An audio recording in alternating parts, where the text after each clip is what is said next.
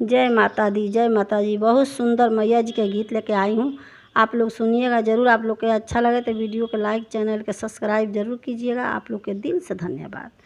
निबिया के शीतली बेयार मैया जय जय बोली, निबिया के शीतली बेयार मैया जय जय बोली।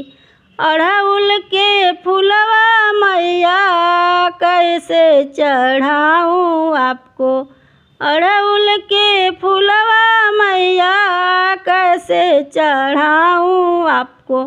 भौरे ने दिया है जूठार मैया जय जय बोली, भौरे ने दिया है जूठार मैया जय जय बोली।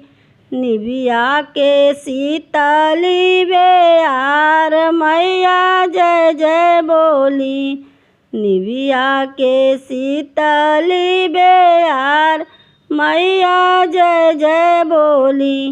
गंगा जी के जलवा मैया कैसे चढ़ाऊँ आपको, गंगा जी के जलवा मैया कैसे चढ़ाऊँ आपको। मछली ने दिया है जूठार मैया जय जय बोली, मछली ने दिया है जूठार मैया जय जय बोली। निबिया के शीतली बेयार मैया जय जय बोली, निबिया के शीतली बेयार मैया जय जय बोली। गैया के दूधवा मैया कैसे चढ़ाऊँ आपको, गैया के दूधवा मैया कैसे चढ़ाऊँ आपको।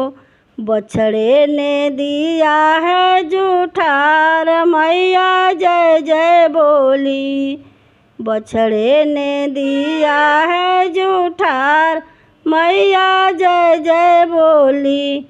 निबिया के शीतली बेयार मैया जय जय बोली, निबिया के शीतली बेयार मैया जय जय बोली।